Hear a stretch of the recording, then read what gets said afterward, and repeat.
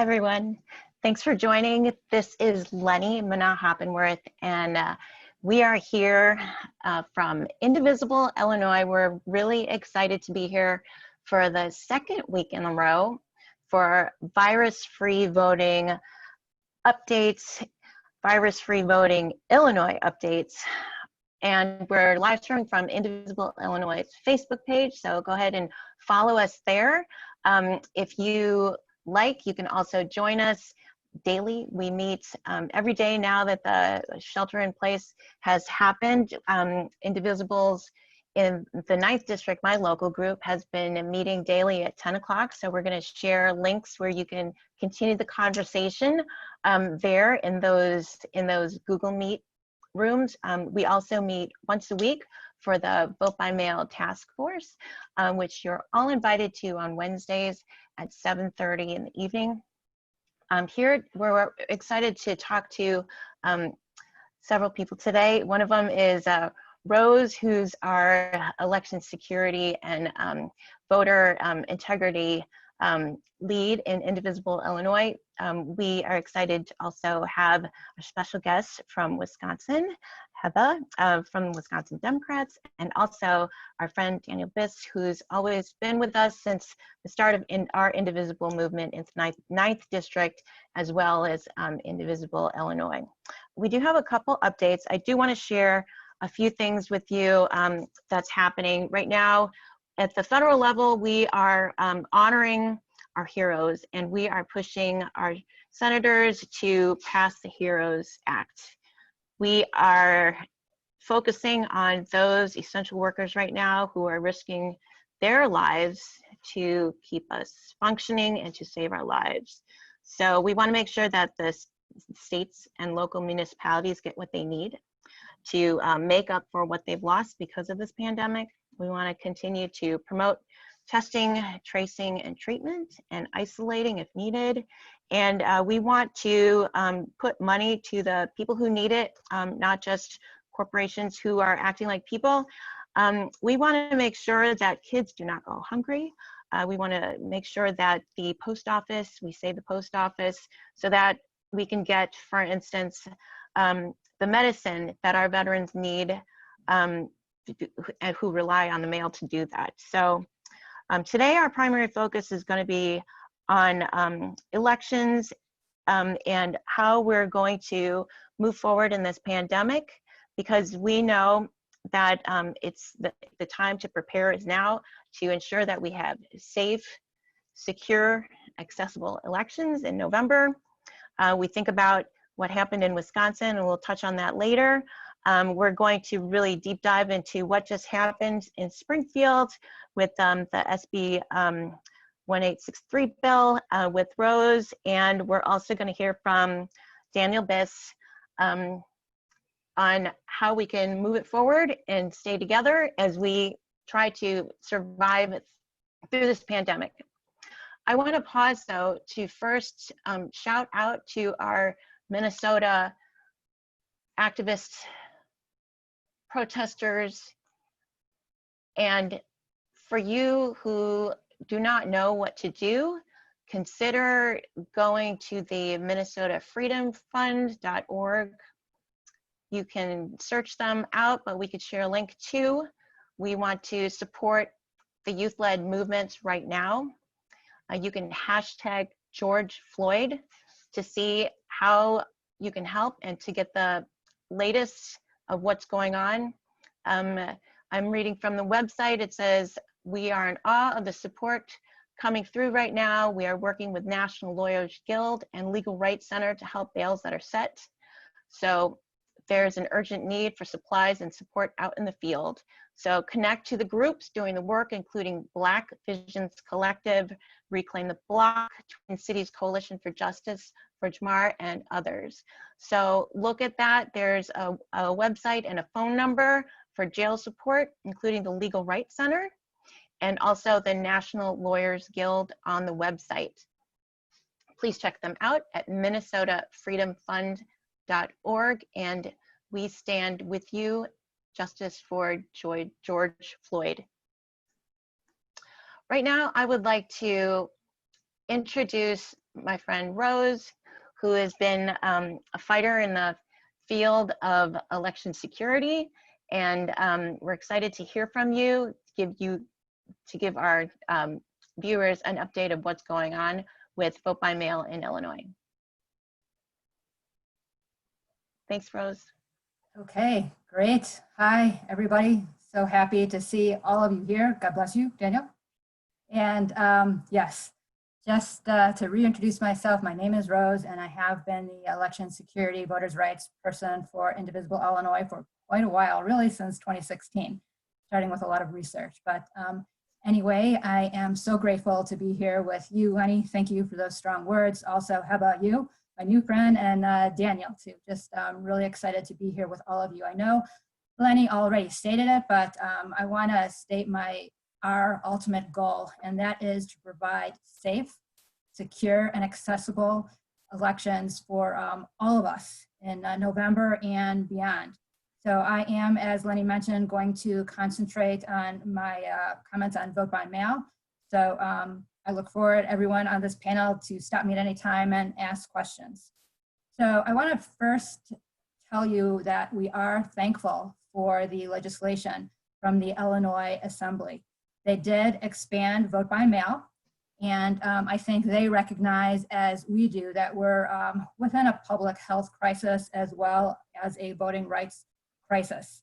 And so we have to really prepare now. We don't know what's going to happen in November. We hear from our health experts that the virus could wane and abate, but come back with a vengeance in November along with the flu. So we need to be prepared. Elections are hard. We need to be prepared now. So we at Indivisible Illinois have been working really hard at this. I call it Election Security Voting Rights Phase 1 and Phase 2. During Phase 1, we were really pushing hand-marked paper ballots because, as some of you know, the Illinois Voter Clearinghouse was hacked, and we just felt for those that could, voting on election day on a hand-marked paper ballot was best. But then this pandemic happened, so we all, I think, have certainly pivoted. So I want to mention to everybody that this is a movement of volunteers. We are grassroots. We're guided by our belief that an informed and engaged electorate leads to successful democracy. We have to participate. I don't think any of us can be bystanders any longer. We are advised by recognized Illinois and national leaders in the field of election security and voter advocacy. And I just want to mention some of them. They are Stacey Abrams. They are Elizabeth Warren, as well as the esteemed Public Citizen, Verified Voting, Common Cause, Brennan Center for Justice. That's where we're getting our information, and we ask you to pay attention to those strong voices as well. So our goal is to work effectively to implement statewide expanded vote by mail legislation, improve the legislation in the future, and push for national legislation, as Lenny mentioned. So here's our objective. I'm going to break it down into local and federal a little more granularly. So locally, we work with our highly esteemed election authorities, meaning our election clerks, our board of election professionals who have a Herculean task. I admire them so much. I want to say that in the front end. And we want to work closely with them to make sure that everyone is safe and secure in November. So federally, we work with our electeds to pass the HEROES Act that Lenny mentioned. So this is critical because, of course, the states, Illinois is not alone, cannot afford what is ahead of us. And Indivisible National, I have to tell you, and Public Citizen have some really terrific programs to help push that HEROES Act over the finish line. So I think some of you know, but I'm just going to reiterate. So the HEROES Act consists of $25 billion for the United States Post Office, and here to Lenny's t-shirt, and $3.6 billion for election reform. Some of you might have heard me speak before. We did already get $400 million from the CARES Act. Nationwide, of that, Illinois received $16 million. That's $13 million with a match, but it's not enough. We definitely need more, especially because just a normal election, but especially in facing a pandemic. So the question is, what does Indivisible Illinois want? Well, I'm going to tell you. So we want to protect the right to vote amid a global pandemic by implementing the following improvements. Number one, sorry about that, real life. Number one, expand vote by mail by sending all registered voters a postage paid ballot, not just an application, a ballot, and establishing safeguards to protect voters. Two, extend early in-person voting. For example, in Illinois, we do have 14 days, but given this pandemic, I would have loved to have seen even more days. Three, adopt or expand online and same-day voter registration. I know all of you are asking those deputy registrars out there, how are we going to do this? It's going to be a little different, I believe. I remember sitting at many a desk and interacting with the public. Things are going to, I believe, look a little different for us. Next, take regulated measures to protect the health of voters and poll workers. I nod to my my friend Heba, and we all saw what happened in Wisconsin, and there were actually many Indivisible volunteers that were working on Get Out the Vote, as well as on the hotline, and we were horrified to see what happened to our voters waiting in line and not getting their absentee ballots. We were horrified to see that there just wasn't enough sanitation equipment and PPE, and really by no fault of the WEC, the Wisconsin Elections Commission, because they only had 26 days to put this together, and what they did was amazing, but we all need to support all of them in November. Also, what seems to be more and more critical to me every day is conduct voter education campaigns to inform the public of new practices and immediately squash information and disinformation as it arises. I don't know about you, but since the Illinois bill came out, I have heard my share of both disinformation and misinformation. I believe it's up to all of us as advocates to fight that and to fight for the truth. The current Illinois voter expansion bill, I want to also mention, expires after the November election. So for the next bill, I have to say we need to get more ballots in more registered voters' hands with envelopes and prepaid postage from all jurisdictions. I'm one of the fortunate ones. I vote in Chicago Board of Election territory. I believe I have postage paid, but I know there's a lot of folks that don't. That can't be. This would increase efficiencies as well as cost savings. We include the need for a statewide ballot tracking mechanism for transparency and to remove any barriers to receiving, tracking, and returning absentee ballots. And I have to say, lessons learned from Wisconsin. They have their My Vote system, and voters, although it didn't tell them what they wanted to hear sometimes, it did do a really good job of tracking absentee ballots, seeing where they were in the process, real similar to a Federal Express system. Would love to see that someday. Hope you're listening, legislators, in the future. So I do want to get a little more in depth, and Daniel, please help me out if you want to note any corrections. I want to say I'm not a lawyer. I'm a political science undergrad from down south Illinois. Hope some of you are listening, Charleston, Illinois, and I did get a grad degree fall in business, but I am not a lawyer, but I am a citizen. I am a citizen, and this is important to me, and I know it's important to you too. So this is an analysis of the bill, and we were real fortunate because we have an election law attorney informing us. So I want to thank him. He knows who he is. This is what the bill is as it stands from the Illinois General Assembly. An application, not a ballot, will automatically be sent to a subset of voters. A lot of people are getting this mixed up, so please pay attention. The subset are voters that voted in the 2018 general election, the 2019 consolidated election, and the 2020 primary. So a subset does not include 2016. Second, voters that register to vote between March 17th and July 31st will have the option to receive a ballot. And the voter registration would serve as an application as long as they request the ballot that would come to them. More on that, I would highly suggest, I know it's probably not what you would want to do on a Friday morning or afternoon or maybe tonight, but read the bill. I think that's really the best thing that you can do. So voters not in the subset can go to the Illinois State Board of Election website to request an application to be delivered by their local election authority. So what that means, and it's our understanding, and I'm the messenger here, what our understanding is that there will be a URL on the ISB website, and that's how voters can access. Now, when will that become available to everyone? Good question. So this bill did pass the House, it did pass the Senate, and it is now on Governor Pritzker's desk to be signed.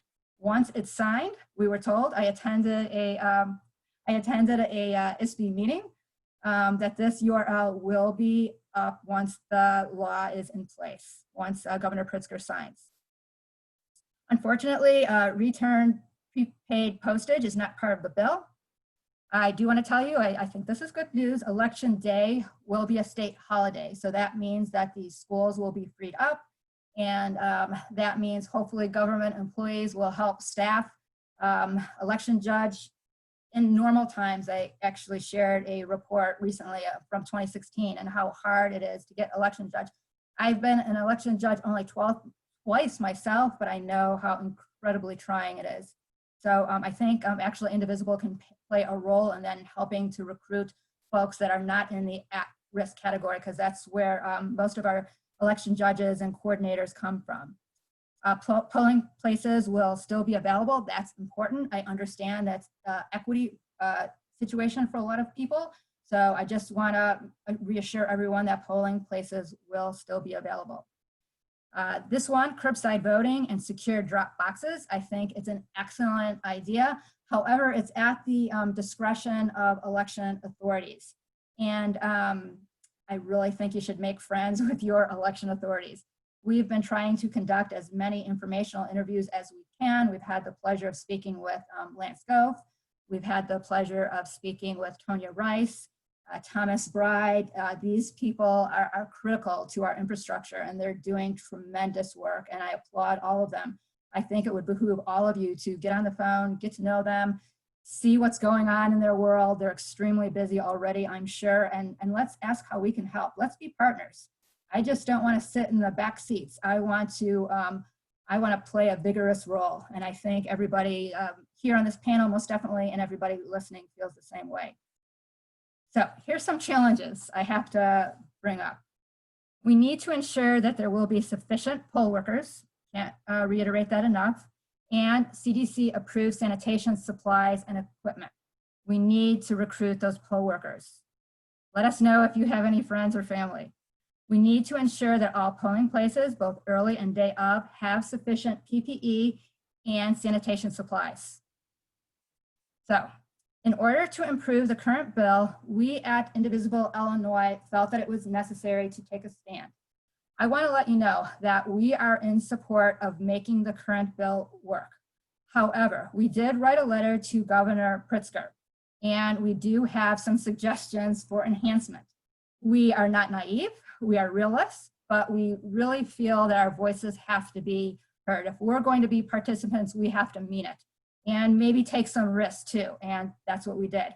We wrote this letter to Governor Pritzker. It was sent this morning, and if there is not change, what we will most definitely do is work on new legislation to come up in the future once this one expires. And we also want to put really everyone on notice what our values are, what our ideals are. We want a ballot in every registered voter's mailbox. So I'm just going to read you a couple of lines from the letter. We have a petition out there. If you want to read the whole thing, I would assume that this will suffice. So we request an amendatory veto on SB 1863, making one specific change. As written, it provides that an application for a mail ballot will be sent automatically to voters who voted in any of the last 3 elections and those who have registered since March 17th. We feel the language should be changed, say that a postage paid ballot would be sent to those voters. I want to remind you, everybody that agrees with us, Elizabeth Warren, Stacey Abrams, and a lot of the voting rights organizations. So I want to reiterate, because I want to make sure that I am heard clearly. Our intention is to make our values known. If not now, then hopefully in the future. I'm going to pause for a second and see if anybody has any questions. Thanks, Rose. Well, we're gonna also talk to Daniel in a little bit because of his experience in the state legislature. But I would encourage anybody who has questions to feed the chat in the live stream, and we will definitely get back to you. Rose, if you can shout out your email, we'll also put it into the live stream chat. And also know that there are a couple different ways that people can plug into the task force. Do you want to talk about that now? Yeah, if I can just finish up, and then I'm looking forward to hearing from Heba and Daniel, most definitely. So before I finish up though, I want to talk about voter protection. There are some forces out there that we could contribute, either our volunteer hours or our funding. I actually had the opportunity to hear from David Orr on a webinar the other night. So I am reiterating some points that Mr. Orr made. So Common Cause is out there, and the Lawyers Committee. They have a very robust voter protection system. You may be familiar with the phone number 866-OUR-VOTE. ACLU and Fair Fight also have some really strong programs. They would all greatly benefit from your time or perhaps your money, whatever you have available. We need to join forces to support voter protection in our neighboring states of Wisconsin and Michigan. I've had the great fortune to become familiar with both groups, the Michigan voter protection people and the Wisconsin voter protection people. They are simply phenomenal. I had the honor of being on the hotline along with many, many other indivisibles. And we were, in fact, on the front lines. And that's why we're so serious about protecting. We know what could happen. And we want to honor those voters of Wisconsin as we move forward. So I would be happy to hook you up. I will provide my email in the chat. Happy to hook you up with Illinois, with Wisconsin, or Michigan. I want to take some time before I close to speak about actions. Really, I can give you a lot of actions, and I want to just though point to and highlight one. Contacting, again, that election clerk, that director of elections, asking them how we can help. There's what, 102, 108 Daniel jurisdictions, depending on how you look at it. They're not all like suburban Cook County, second largest to LA. They're not all like Chicago. Some of them are quite small. They might have 3 people, as David Orr was telling us, in their jurisdiction. They might not even have an IT person. We need to make ourselves available to help. We have been conducting a number of activities the last 2 months and reaching out to our legislators. We've been conducting phone banks, and we've been conducting social media blitzes, and we have a lot of ideas. So if you would like to learn more about that, we're going to put our vote by mail task force information into the chat. We meet every Wednesday at 7:30, from 7:30 until 8 o'clock, and we dig really deeply. We had a really good meeting last night. So everybody that's interested, everybody that wants to help, I ask you to join up. I want to just touch on misinformation and disinformation. You're going to hear a lot about voter fraud. So voter fraud in general is already, I promise you, incredibly rare in the United States. Vote by mail states continue to have some of the most secure elections in the country and report an exceedingly low amount of fraud. I have a lot of information here. If you're interested, I can send it, or I can talk about it during question and answer. So I just want to finish up by saying a little more that we might want in legislation. So we demand transparency and more robust and vigorous post-election audits in Illinois to ensure confidence in the vote and further dissipate the voter fraud argument that is without merit. And I have to say, if you look to verified voting and you see where we as Illinoisans score the lowest, it's on post-election audits. So you know, our job is not done after vote by mail. We have some work to do. And it's called risk limiting audits, if anybody wants to Google that. So I finished by saying we must not just help elect people, but we must hold them accountable. We must not just be silent observers, we must participate. Those of us that are privileged need to fight for the disenfranchised and expand the electorate.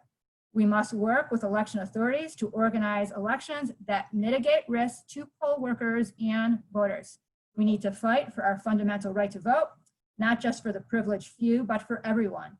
We must fight for our ideals and not be satisfied with the status quo. Thanks. Thank you, Rose.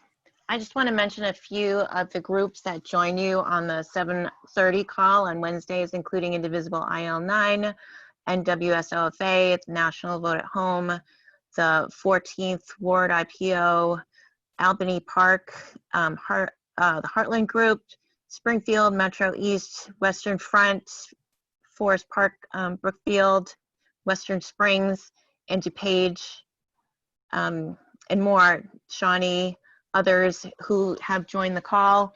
We welcome anyone. You do not need to be an Indivisible member to join. We are informed by our partnerships with advocates who have worked in this field for a long time. Last week we were here with Jay Young from Just Democracy and Common Cause Executive Director. So we would love your input. We would like to partner with you. Please join us. We're there every week, Wednesdays at 7:30. Thank you, Rose. I just want to say one more thing. It seems like you're asking for a lot. You seem a little obsessed with this idea about everybody can vote. Everybody who can vote should be able to vote. Do you think that this is where we should be putting our energy right now when so much is at stake in November? I have to say yes. And I think 2016 was a wake-up call to all of us. I was always a voter. I did participate in some campaigns, but I'm seeing now that that personally was not enough. I think our country got away from us in 2016. And I believe I've been really obsessed with election security and voters' rights since 2016. And it's my sensibility that vote by mail, election security, voters' rights, it's an umbrella. And if we get more people to vote, I think they will vote similar values to ours. And I think with easier voting comes healthcare, comes climate change, comes gun reform. It's my, and everyone most definitely doesn't have to agree with me, but I think we have to wake up in not only America, but in Illinois, and we have to push forward, and we have to be engaged like we've never been engaged. I'm confident that things will change in November 2020, but then I think we have a lot of fixing to do.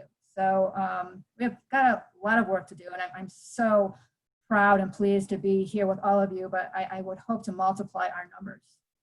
Thanks, Rose. I'm going to hand it to you so that you can talk about Wisconsin.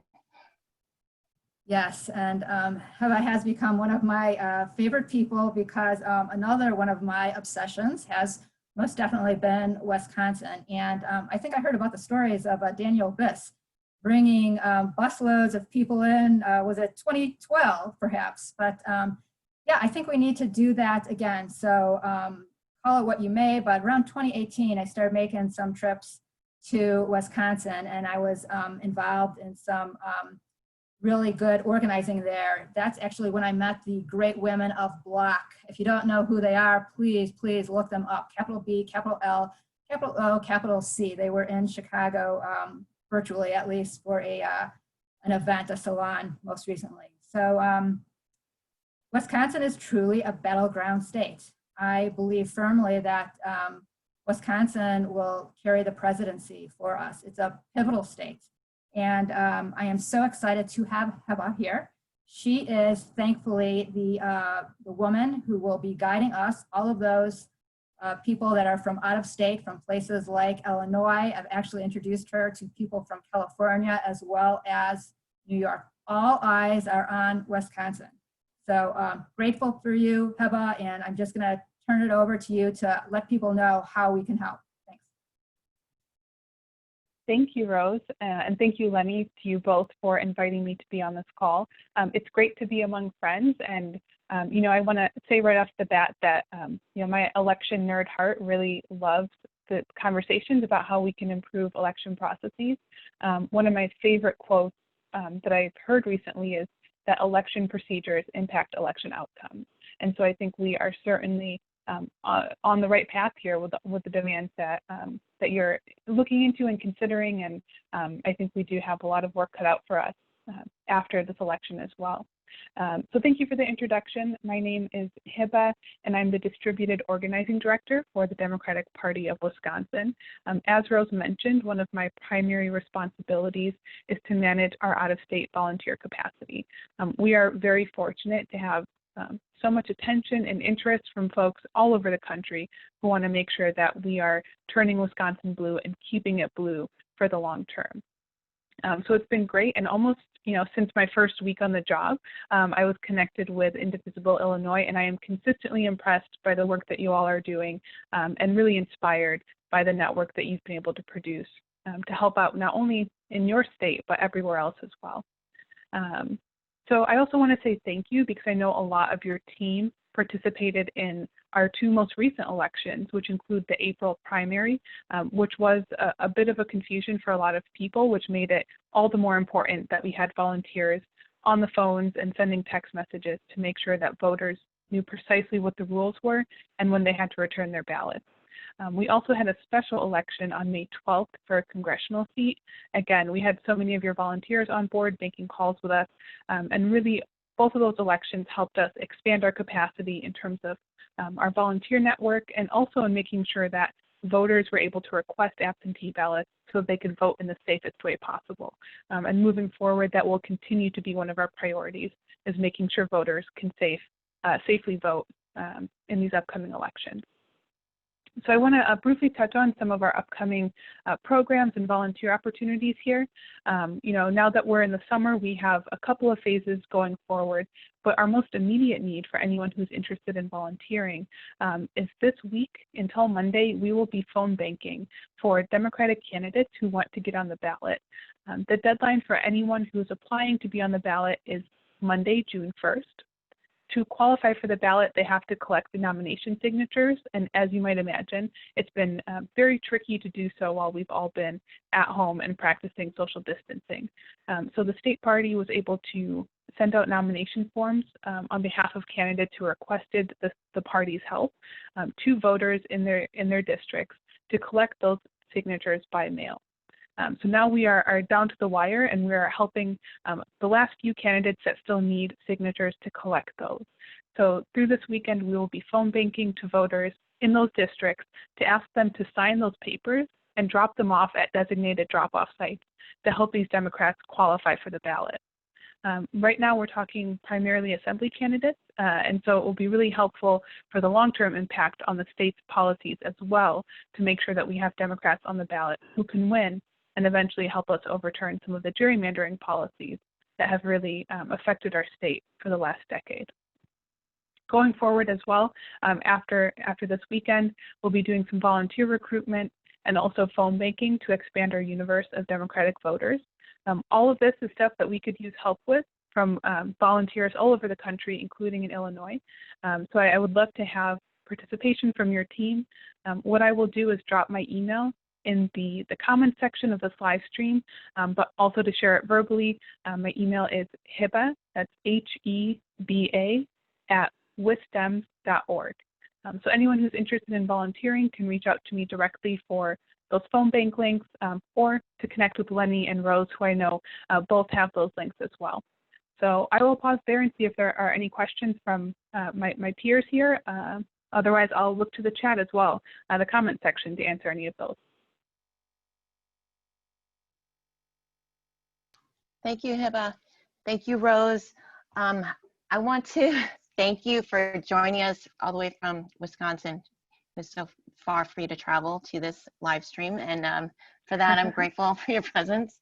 Thank you. We would love to keep you at the forefront of people's minds when they think to themselves, how can we win in November? We want to actually put your face up in front, because you're the one that's doing the work and organizing and doing what needs to get done, because we know that if it wasn't a perfect world, we would be in front of a person talking about the issues that are important to us. So thank you for working through this pandemic to work to get our candidates elected. Rose, do you have anything to close out?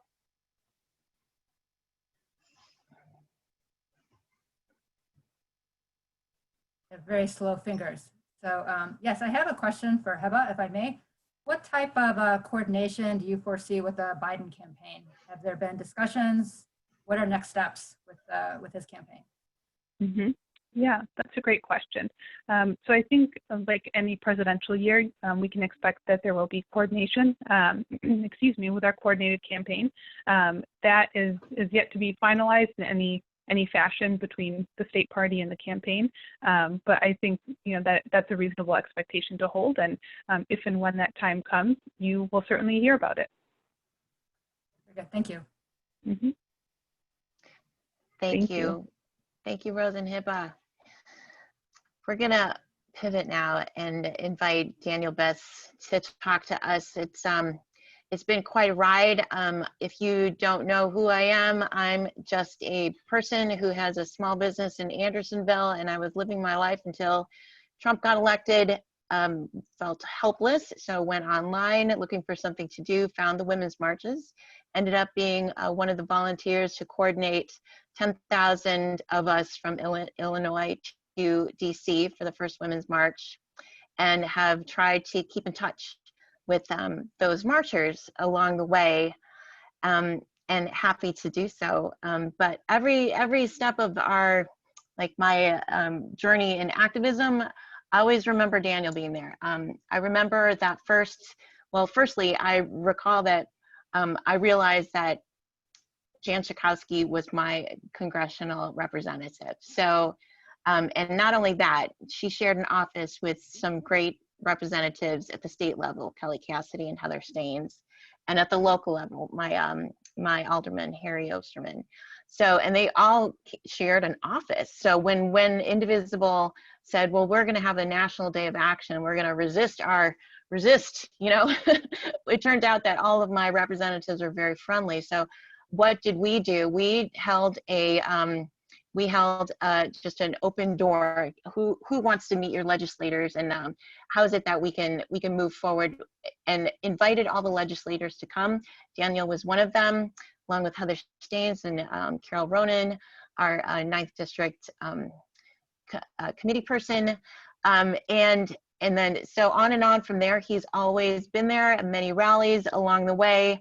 Just a great advocate for our grassroots in terms of getting people involved, pressing on with the fair tax, which in Illinois, that is another reason for everybody to get out the vote and actually check that box to say yes to fair tax.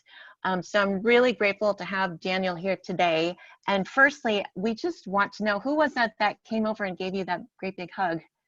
That was my 10-year-old Theodore, who was a little mortified to discover that he was on camera, though I've never been in an experience where grown-ups were upset to see a kid on a Zoom meeting, so he shouldn't have worried, but he disappeared quickly as soon as he figured out what was going on. Adorable. Well, thank you for joining us. Daniel, people would just like to know how you're doing and what are you up to these days? Well, thank you, Lenny. Thanks so much for staying in touch and for inviting me to be a part of this and for continuing to be such a great leader with Indivisible. Thank you, Rose. That was an awesome summary of a lot of really important work that you're doing, leaving me with almost nothing to add, but I'll try to think of something to say as well. And Heva, what an important thing you're doing. And it's obviously here south of the border, we're gonna do whatever we can to help you. And thanks for being here with us tonight and for facilitating that. So, you know, since I left the legislature, I've just been trying to find ways to advance the same values I was trying to advance when I was in electoral politics. I'm doing a lot of work around climate and clean energy right now, which has been very motivating for me. I've learned a lot and I'm hopefully making a difference there. And I've joined the board of Reform for Illinois, which is a very long-standing organization that's advocated for political reform, especially typically around money in politics at the state level, but around a variety of other issues in the guts of our political structure, things like access to voting and election integrity among them. And so it was in that capacity that I started really digging into this vote by mail issue, and you know, seeing that frankly, Indivisible is taking clearly the right position that every registered voter should have a postage paid envelope with a ballot in their mailbox. That's the right way to maximize the facilitation of safe voting this November. And then, like Rose was saying, you know, our friends and our allies at the national level, both institutions and individuals like Elizabeth Warren have been beating this drum since it became clear to people what this pandemic meant.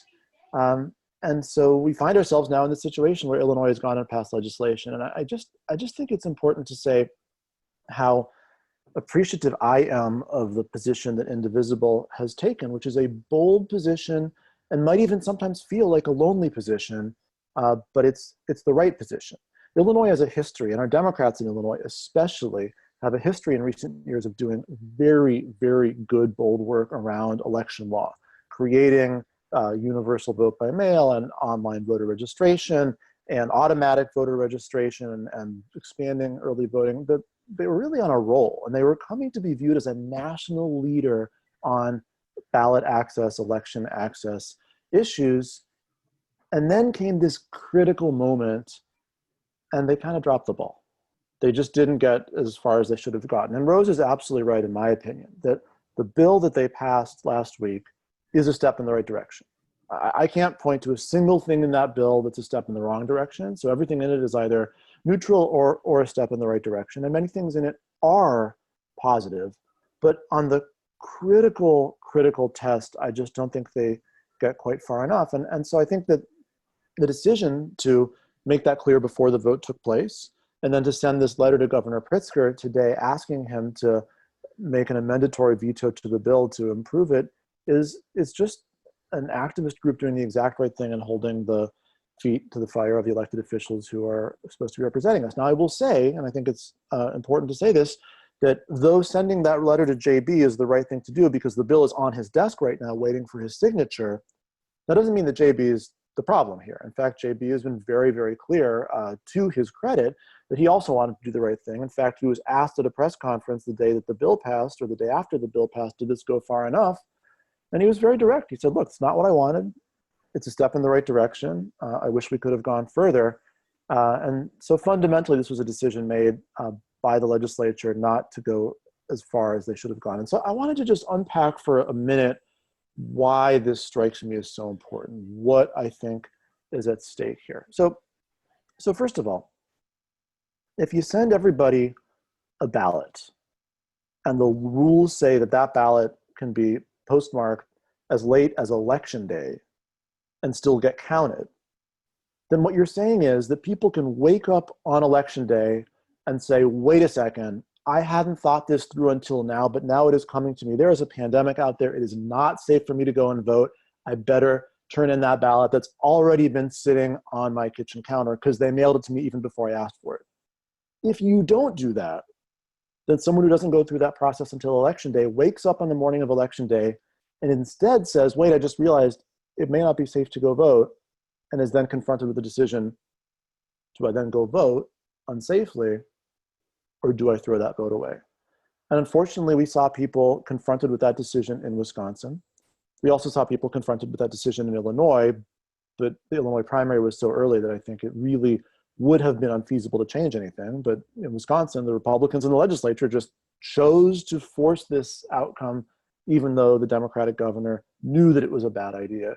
You saw people get sick in Ohio as well. There is clear evidence now that there is a real public health risk associated with voting in person. And the legislature's not going to have a second bite of this apple. It's going to be too late to change if people recognize in September that we're on a public health trajectory that makes clear how mistaken this decision was. And so we already have this baked in. So that's one thing that I think is really, really problematic. And I will say that I think Illinois, when all is said and done, is going to stick out like a sore thumb among states that are run by Democrats. Now, the Republicans, who are long-standing supporters of voter suppression, of course, they don't support any of this stuff. But Democrats in most of the country do. And California is moving in exactly this direction. Nevada is moving in exactly this direction. I know that Governor Cuomo wants to move in this direction, though there may be some logistical challenges there because of their legislative calendar. This is something that Democrats are doing across the country, and yet not in Illinois. But there's a second challenge, which is, okay, so let's say Daniel loses this debate and the decision is made, we're not going to mail people ballots. We're just going to mail them applications and it's on them to decide to send it back. Well, even Michigan, which has a Republican legislature, a state that's not controlled by Democrats, they're going to be sending an absentee ballot application to everybody, to everybody. But here in Illinois, what the bill says is that you have to have voted since November of 2018. You have to have voted in the general election in 2018 or since, or be a new registrant. Otherwise, they won't even send you an application. Well, who does that leave out? That leaves out people who vote mostly in presidential elections and not in other elections. Who needs the application the most? People who only vote in presidential elections. I'm not the person who needs the application. I vote in every election no matter what. The purpose of expanding access is to make sure that people who don't necessarily vote in every election no matter what still have that ability. And so even on this front, the bill, in my opinion, doesn't really get the job done. And so it would be easy in a state where we have these Democratic officials who we are so grateful for, frankly, for the many, many great things they've done since Governor Pritzker took office. It'd be easy to say, all right, this bill moves the ball in the right direction. Nice job. Let's plan the victory party. I'll, design a parade and let's move forward. But Indivisible, I think, made a bold and important choice. And that choice is going to continue to enable Indivisible to be a clear spokesperson for gold standard voting access legislation going forward.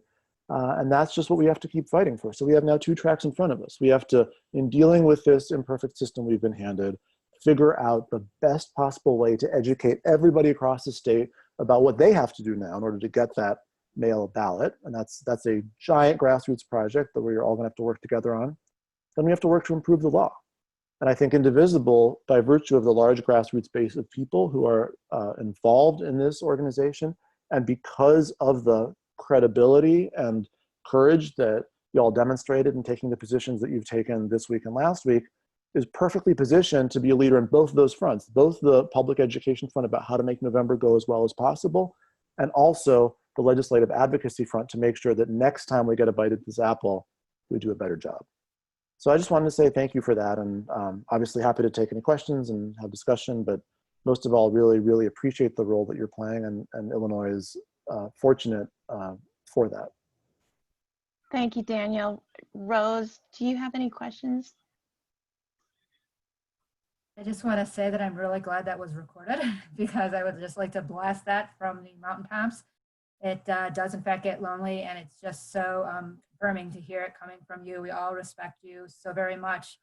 And I'm just going to ride with that. That's actually what you said is just put me in such a good mood. And I thank you. And it's leaders like you that I think give us hope that things will change for the better. So yeah, I just want to blast what Daniel said on social media now. Absolutely, and we are going to share this out for sure. I wish I could see the chat in the live stream, but I want to pay attention to the conversation that's right here. But anybody who does have a question, please do put it into the chat, and we'll definitely run back to you, or we'll address it in one of our meetings on the Wednesday call or one of our daily calls. Danielle, I had a question for you. I know that a lot of folks have said we cannot compete. We, Indivisibles, grassroots, us on the call, cannot compete with the lobbyists out there. Mm.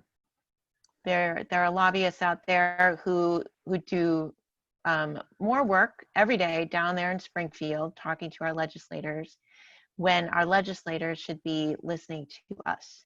What is it that we can do, no matter what issue it is, to have our voices heard beyond those who have deep pockets? Well, it's a great question, and it's a big, complicated question, and I'm going to try to give a focused answer. Not my specialty, but I'll do what I can. First of all, I agree with the basic premise of the question, which is that individually, most of us don't have a lot of power, and there is a tremendous amount of influence that lobbyists and interest groups play in the legislative process, often for bad and sometimes for good.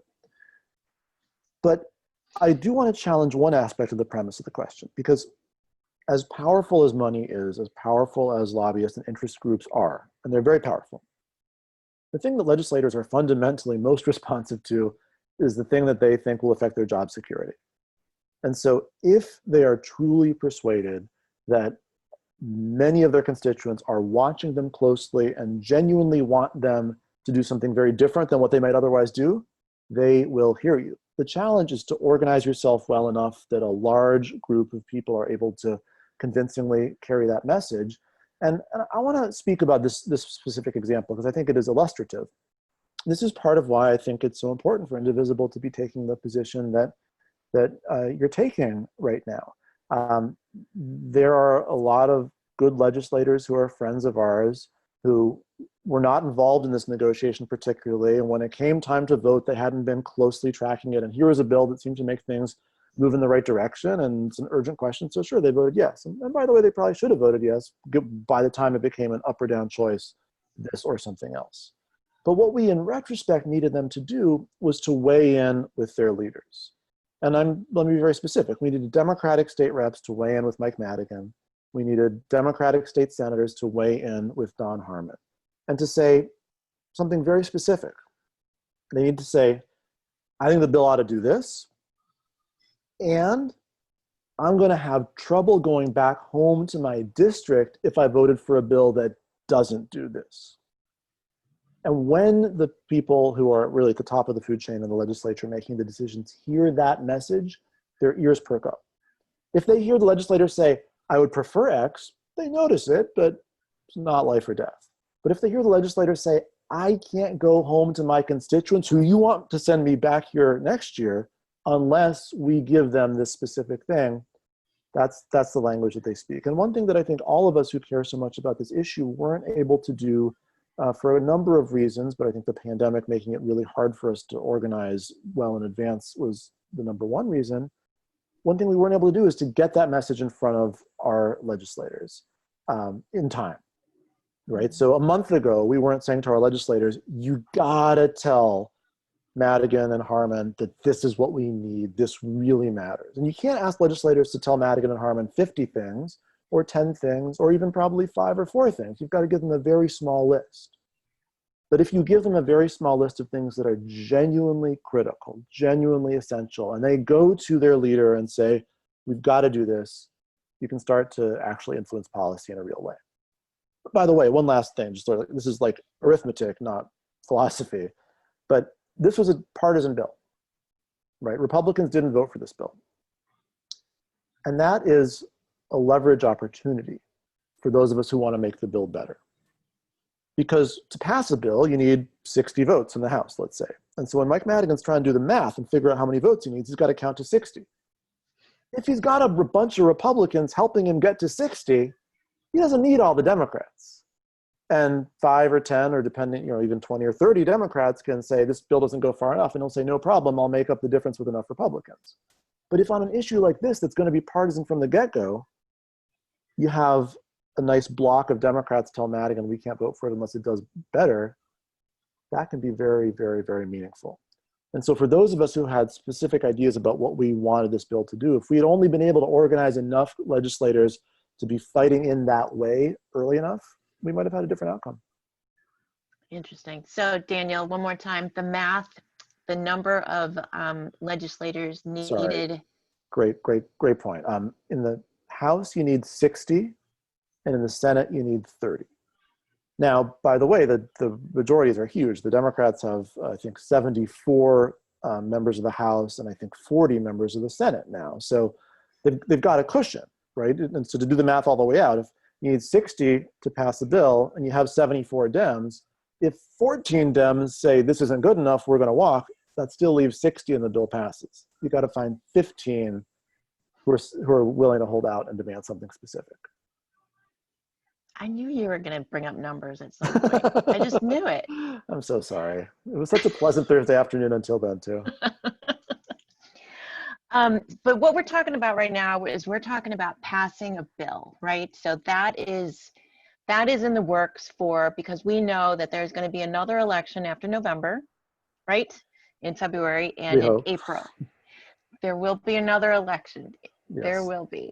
Yes, there will. And what are we doing to prepare for that, and how are we pushing our legislators to do better? We already know that a lot of them are saying we are going to use this moment to create something that is much better. I know that. I saw that out there, and I thank all my legislators for thinking forward. But it does fall on constituents to contact their representative and also say the words. You need to say the words and what you want. And I'm going to give the mic to Rose to, at this point, to actually say, what do you want when you call your legislators? First of all, sort of want to end with what Daniel said. I think those were mighty fine marching orders. And I think we keep fighting for ballots in every registered voter's mailbox and prepaid return postage. If you want to check out some of our videos, we made some kind of good ones along those lines. And we continue doing the work. It's not going to happen quickly, as quickly as I personally would like it to happen, but I think we just keep towing the line. And I appreciate Daniel's words, Heba's words, and Lenny, you too, that we keep fighting until we get what we want. Absolutely. But before next year, when we want to introduce a new bill, before that we have November. November is coming, and what are we doing to prepare so that our poll workers are safe, so that they get hazard pay, so that they get the PPE they need? I think locally, each of us in each of our 108 election authorities, firstly, find out who your election authority is, no matter where you are, and ask them the question, how are we preparing for November, and how is it that we can help? How is it that we're preparing for safe, secure, and accessible elections for everybody who is eligible to vote? And that includes not only able people, but our disabled community, as well as homeless, as well as those who are worried about where are their polls going to be located this year. It's exactly what Heba said. You know, the process actually matters. I worked as an election coordinator in the 9th district at Swedish Museum for the 2018 primary, and I was firstly so excited to be there, worked all day, and then realized that my precinct only had 34% turnout, which was kind of devastating to me. In Andersonville, I thought that we would have much more. And who knows how much more that's going to change in November. So conversations must happen now. All of the deputy voter registrars out there, what is it that we're going to do to help tell people how they can register to vote safely, and how to vote, how to make a plan to vote, and then how to actually vote? So those are the questions I would ask legislators and election authorities. They are supposed to be here to represent you. I'm going to toss it back to Daniel for some last words, and then back to Rose, and then we're going to end Heba. First Daniel, and then Heba, and then Rose. Go for it, Daniel. I just want to say thank you. And I think both you and Rose have hit on really important points in these last few minutes. We've got to make sure these elections go smoothly as well. And that's a matter of the physical safety of the election workers and the voters, but it's also a matter of logistics. And you talked about how this November is going to be watched to determine what the next bill looks like. Well, that's an extra burden to make sure this thing goes well. And so, you know, what better thing are we suited to do than give our time to volunteer as supporters of the election process? And I think that outcome is going to really, really, really matter. Let's make this thing go as smoothly as possible, both because our democracy rides on this election, and also because future elections are going to be watching this one closely for their inspiration. So thank you again. Thank you, Daniel. Absolutely, our democracy depends on our participation. Heba. Yes, thank you. Similarly, I just want to echo my gratitude for being invited onto this call and for all of the work that you all are doing. I know that we'll continue to be in touch, and as we have more phone banks, more volunteer opportunities, I know that our neighbors in Illinois will step up to the plate and make sure that we are knocking this election out of the park and electing Democrats. So thank you for that. I'm pleased with this collaboration and this connection, and feel really good that you all are on the front lines of this very important effort to improve our election process. So thank you. Thank you, Hiba. And we're looking forward to the party that we're going to have after November, because we're going to need it. After the celebration, there's going to be a lot more work to do after that. And Rose. Yes, I just want to add that there's somewhat of a formula here. It's about relationship building. It's also about voter education, and this most definitely isn't just about Indivisible Illinois. This is about reaching out to community leaders. This is about myriad community groups working together, fighting together to make sure that every qualified voter gets the right to vote. Thank you, Rose. Thank you, Hiba. Thank you, Daniel. Thank you, everybody who tuned in. Please stay in touch, reach out if you have any questions, and we will see you back here on the live stream at 7 o'clock next Thursday. Have a good night.